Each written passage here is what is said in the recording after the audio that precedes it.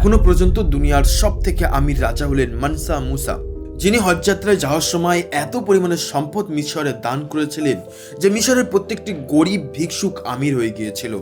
রাতারাত্রি সবাই আমির হয়ে যাওয়ার কারণে মিশরের সব জিনিসের দাম অনেক বেড়ে যায়, যে কারণে মিশরের অর্থনৈতিক ব্যবস্থা পুরো ধ্বংস হয়ে যায়। পুনরায় মিশরের অর্থনৈতিক ব্যবস্থাকে ঠিক হতে 12 বছর সময় লেগেছিল।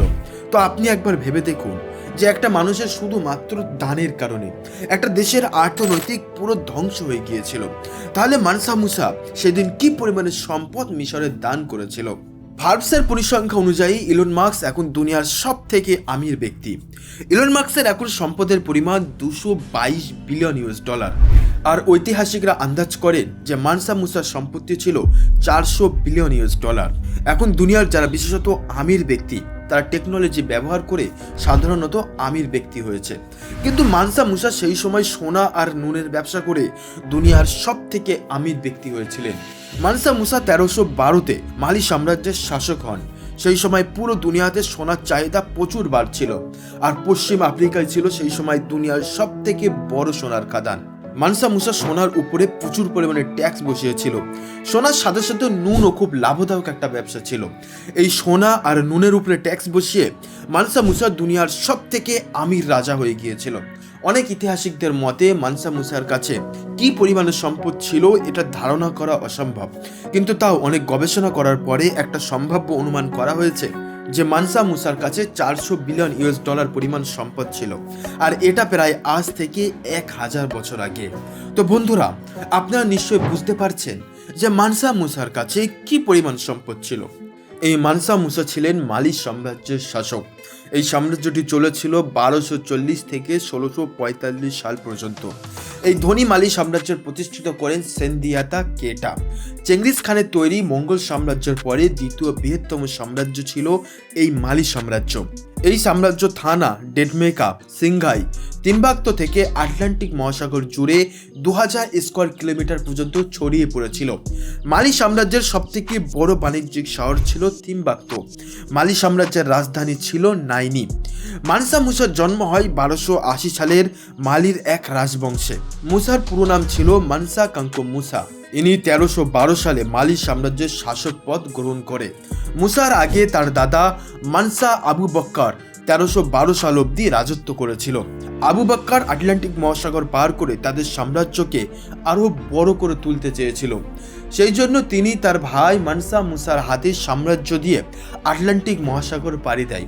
তার সাথে ছিল 2000-এর উপরে জাহাজ, হাজারো সৈন্য, দাস দাসী নিয়ে আটলান্টিক মহাসাগরে পাড়ি দেয়। কিন্তু সেই 2000 জাহাজের ভিতরে একটি জাহাজও আর কোনোদিন ফিরে আসেনি। কেউ কেউ বলে থাকেন যে মানসা আবু বক্কর আটলান্টিক মহাসাগরে ঝড়ের কবলে পড়ে তলিয়ে গিয়েছিল, আর কেউ কেউ বলে থাকেন যে তারা দক্ষিণ আমেরিকাতে চলে গিয়েছিল। কিন্তু এক্স্যাক্টলি তাদের সাথে কি হয়েছিল তা আজও পর্যন্ত সঠিকভাবে জানা যায়নি। তো যাই হোক না কেন, কিন্তু তারা আর কোনোদিন মালি সাম্রাজ্যতে ফিরে আসেনি। তাই মানসা আবু বক্কর ফিরে না আসার কারণে মানসা মুসা মালি সাম্রাজ্যের পাকাপোক্ত শাসক হন। এখানে আপনাদেরকে বলে রাখি যে মানসা একটি টাইটেল। যারা মালি সাম্রাজ্যের রাজা হতো তাদের নামের আগে এই মানসা টাইটেলটি ব্যবহার করা হতো। মানসা শব্দের অর্থ শাসক বা রাজা। মানসা মুসা ধীরে ধীরে তার সাম্রাজ্যকে আরো বড় করে তোলে। মুসা আরো নতুন 24টি শহরকে তার আওতায় নিয়ে আসে। মুসার কাছে 2 লক্ষ সৈন্য ছিল, যার ভিতরে শুধু 40,000 তীরন্দাজ সৈনিক ছিল আর 10,000 ঘোড়সওয়ার সৈনিক ছিল। মুসার সাম্রাজ্য এতটাই বড় হয়ে গিয়েছিল যে এই সাম্রাজ্যকে ছোট ছোট রাজ্যে ভাগ করা হয়েছিল এবং প্রত্যেকটি রাজ্যে আলাদা আলাদা গভর্নরকে পদস্থ করা হয়েছিল। তাদেরকে ফারবা বলা হতো। এই সময় আফ্রিকায় যত বড় বড় সোনার খাদান ছিল সেই সবগুলিতে মুসার আধিপত্য ছিল। পুরো দুনিয়াতে যতটা সোনা ছিল তার অর্ধেকটা সোনা শুধুমাত্র মুসার কাছে ছিল। মানসা মুসা একদিন সিদ্ধান্ত নেয় যে তিনি হজ করতে যাবেন। যেমনটা আপনারা সবাই জানেন যে প্রত্যেকটি মুসলিম জীবনে একবার হলেও মক্কা শহরে যেতে চায়, তেমনি এই শাসকও ছিল একজন মুসলিম। তিনি 1324 সালে হজ যাত্রা যাবার জন্য প্রস্তুতি নেন।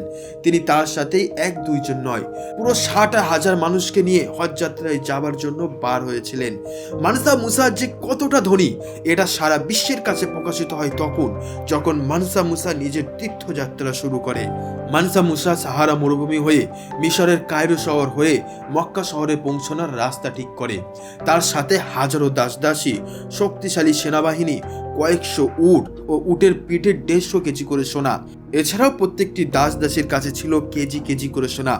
অনেক ঐতিহাসিকরা মনে করেন যে মানসা মুসা হজ যাত্রায় যাবার সময় 800 টন সোনা সাথে করে নিয়ে গিয়েছিল। যাত্রার সময় সামনে যেসব গরিব ভিক্ষুক লোক দেখছিল তাদেরকে কেজি কেজি করে সোনা দান করেছিল। মুসার হজ যাত্রার সব থেকে রোমাঞ্চকর জায়গা ছিল যখন তিনি মিশরের কায়রো শহরে এসে পৌঁছান। মুসার এই তীর্থযাত্রা দেখে মিশরের মানুষেরা হতভম্ব হয়ে যায়। মুসা যেন তার সাথে পুরো একটা শহরকে তুলে নিয়ে যাচ্ছে। মানসা মুসা মিশরের গরিব লোকেদের দেখে তাদের উপরে সোনার মুদ্রার বর্ষা করে দেয়।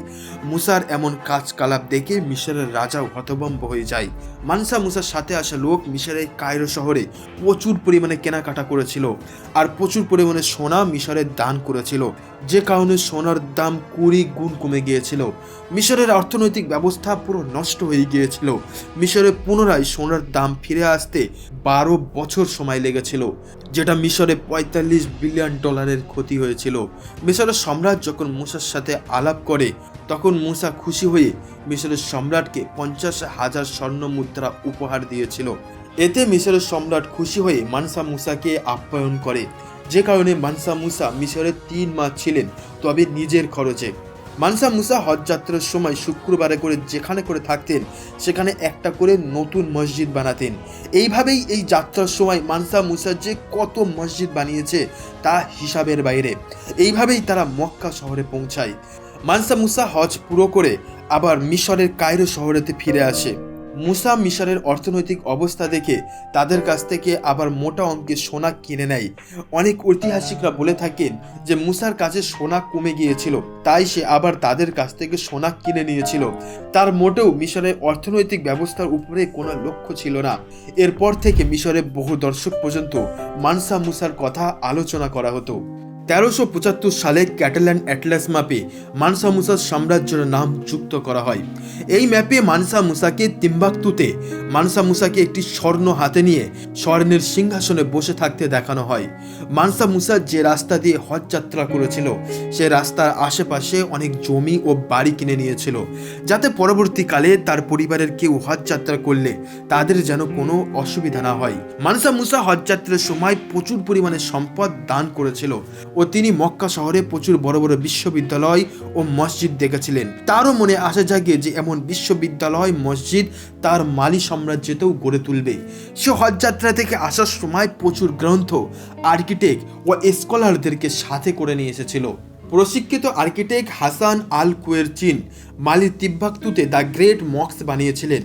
তার সাথে সাথে মালি সাম্রাজ্যের রাজধানীতে অনেকে একসাথে বসার জন্য বিশাল এক চেম্বার বানিয়েছিল। তার এই কাজে খুশি হয়ে মানসা মুসা তাকে 200 কেজি সোনা, প্রচুর পরিমাণে জমি, দাস দাসী তাকে উপহার দিয়েছিল। এছাড়াও মালিক তিম্বাকতুতে বিদ্যালয় ও বড় বড় ইউনিভার্সিটি বানিয়েছিল। তিম্বাকতুতে অবস্থিত সায়ংকর ইউনিভার্সিটিতে 25,000 ছাত্র একসাথে পড়াশোনা করতে পারত এবং সেখানকার পাঠাগারে কয়েক লক্ষ বই রাখা হয়েছিল। মালিতে মুসা বিদ্যালয়, স্কুল, মসজিদ বানিয়ে ইসলাম শিক্ষাকে অনেক এগিয়ে নিয়ে গিয়েছিল। সেই সময় মালিকে একটি পবিত্র স্থান হিসাবে গণ্য করা হতো এবং তিম্বাকতুতে তৈরি সায়ংকর ইউনিভার্সিটির কথা পুরো পৃথিবীতে ছড়িয়ে পড়েছিল। বিশ্বের নানা স্থান থেকে তিম্বাকতুতে ঘুরতে আসতো। বিশ্বের নানা জায়গা থেকে সায়ংকর ইউনিভার্সিটিতে অনেকে পড়তে আসতো। এখনও এই স্থানটিকে হারিয়ে যাওয়ার শহর বা লস্ট সিটি অফ গোল্ড বলা হয়। মানসা মুসার মৃত্যুর পরে তার ছেলেরা এই বিশাল সাম্রাজ্যকে ঠিকভাবে চালাতে ব্যর্থ হয়। তাদের ভিতরে একটা গৃহযুদ্ধ লেগে যায় আর এই সুযোগ নিয়ে আশেপাশের শক্তিশালী শাসক দলগুলো মালি সাম্রাজ্যকে দখল করে নেয়। 100 বছরের ভিতরে মালি সাম্রাজ্য পুরো ধ্বংস হয়ে যায়, কিন্তু এখনও সেই মালি সাম্রাজ্যের সব থেকে প্রভাবশালী রাজা মানসা মুসা ইতিহাসের সব থেকে আমির রাজা হিসাবে তার নাম সবার আগে আসে।